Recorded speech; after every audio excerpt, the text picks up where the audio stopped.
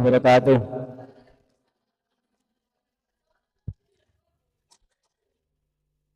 Kita diasih Fatihah dulu ya kepada guru-guru kita supaya diberikan kemanfaatan ilmu. Al-Fatihah. Al-Fatihah. A'udzubillahi minasyaitonirrajim.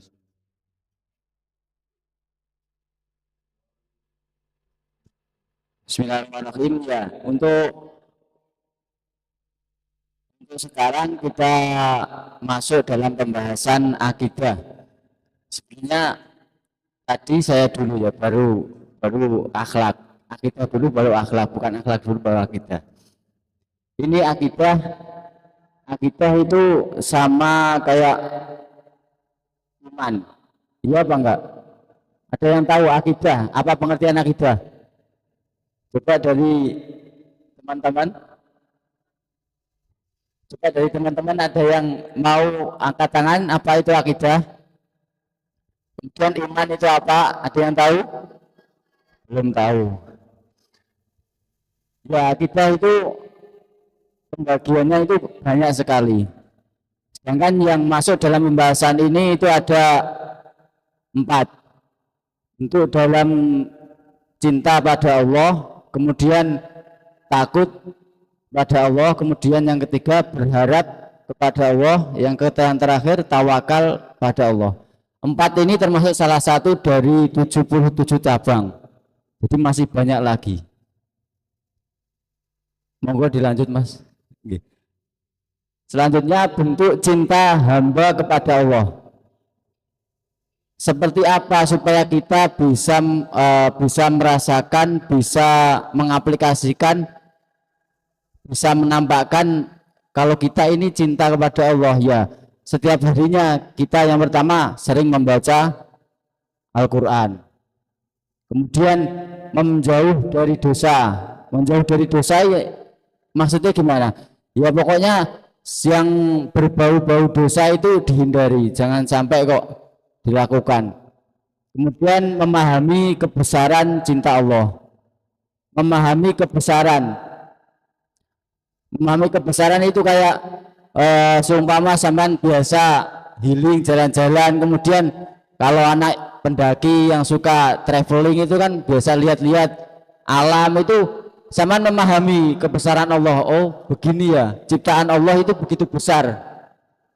Nah itu termasuk bentuk cinta sampean terhadap Allah. Kemudian yang terakhir mempelajari ilmu seperti apa? Sampean semua sekolah di sini, kuliah enggak sekolah? Kuliah. Oh ya sekolah ya. Sekolah. Berangkat sekolah. Saya masih muda, Mas. Mempelajari kayak berangkat sekolah, kemudian merasa semangat menuntut ilmu. Itu termasuk bentuk kecintaan kita terhadap Allah. Kemudian selanjutnya tadi yang pertama bentuk rasa cinta, kemudian bentuk rasa takut. Bentuk rasa takut itu merupakan sifat orang yang bertakwa, sekaligus merupakan bukti iman kepada Allah, dan rasa takut ini akan semakin meningkat seiring meningkatnya pengetahuan tentang Rabb-Nya. Kalau dalam pembahasan itu rasa takut itu biasa diistilahkan dengan kata khauf. Khauf itu berasal dari khaufa ya khaufu, khaufan. Iya mungkin itu kalau di ilmu sorobnya. Jadi apa itu rasa takut yang harus kita tumbuhkan? Kita harus terbiasa menumbuhkan rasa takut melakukan apapun. Takut seumpama kita melakukan amal baik, takut supaya aku ini bisa enggak selamanya melakukan hal baik. Itu kan bentuk rasa takut. Itu juga harus kita tanamkan. Kemudian ketika melakukan maksiat, takut supaya sampai akhir hayat melakukan maksiat, kan ya kurang bagus, ya memang tidak bagus. Kemudian rasa takut apa lagi? Ya apapun itu, pokoknya rasa was-was, rasa takut itu harus kita tumbuhkan. Kemudian slide selanjutnya Mas. Yang ketiga rasa berharap. Itu rasa berharap pada Allah. Yang tadi khauf, kemudian yang ini roja. Ini dalam nggak kelihatan. Ini di hadis atau di Al-Quran gitu deh. Bentar.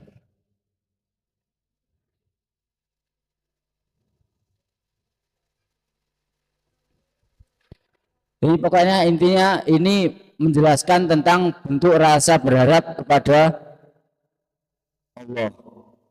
Yang ini barang siapa mengharap pertemuan dengan Allah, maka sesungguhnya waktu yang dijanjikan Allah pasti datang dan dia yang maha mendengar dan maha mengetahui. Ini insya Allah di dalam Quran. Ada yang tahu? Tidak.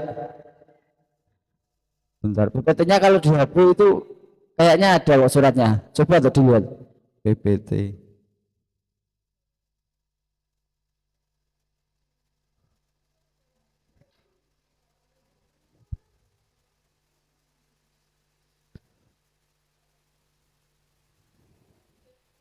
Enggak ada. Oh iya enggak ada. Ini intinya di Al-Quran ini. Enggak tahu surat apa ini. Kurang tahu. Kemudian slide selanjutnya Mas.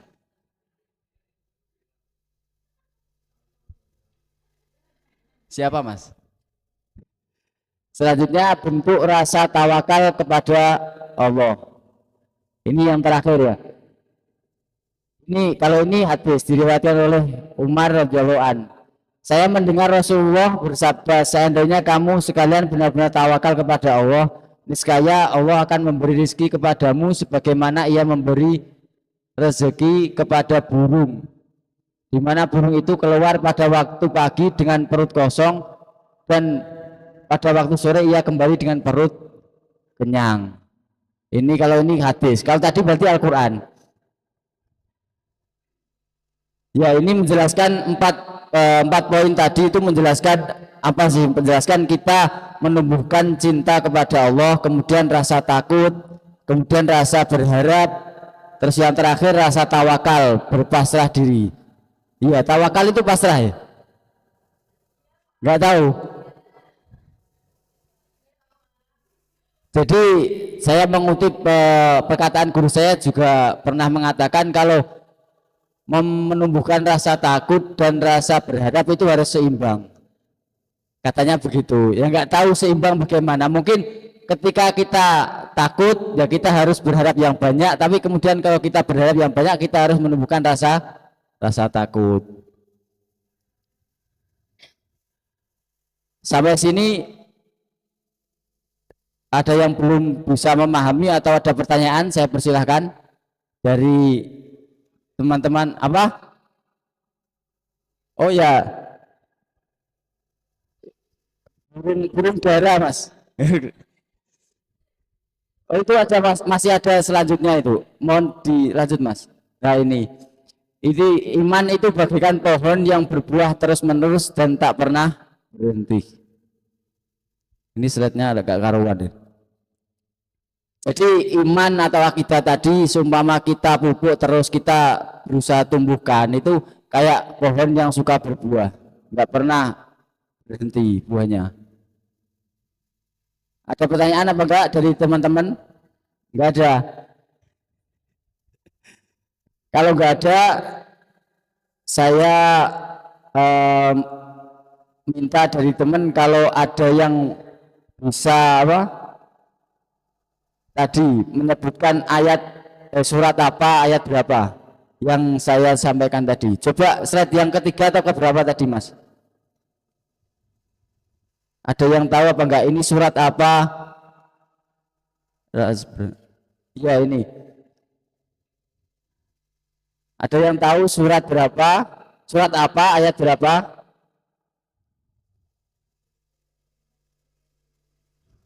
Kalau nggak tahu,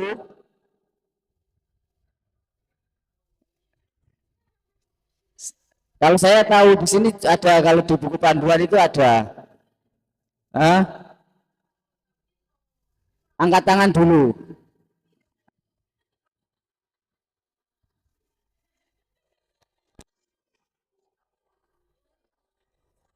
Ditambahkan malah kan.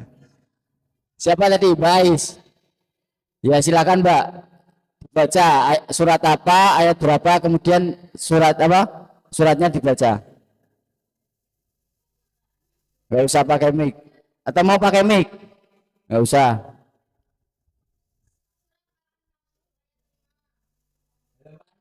Halaman berapa? Ya udah, baca.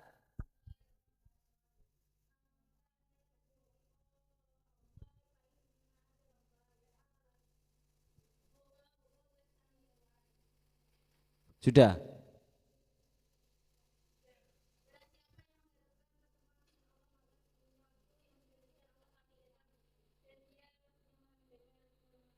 Oke. Ya nanti saya kasih hadiah di belakang layar nanti. Kemudian ada satu lagi, mungkin ada yang mau menjawab dari teman-teman, siapa tadi hadis yang meriwayatkan? Siapa? Ibnu Umar, ya. Terima kasih Mas Hasim. Benar. Iya Ibnu Umar ya tadi. Ibnu Umar atau siapa? Iya dari Ibnu Umar radhiyallahu an. Ya cukup sekian presentasi dari kami. Oh ada kata-kata lagi Ustaz akhir. Kebaikan adalah bahasa yang dapat didengar oleh orang tuli dan dilihat orang buta. Jadi apa? Kebaikan itu nggak ada yang perlu dinilai dari orang lain. Nilai kebaikan itu dari diri kita sendiri. Sekian dari kami, mohon maaf. Assalamualaikum warahmatullahi wabarakatuh.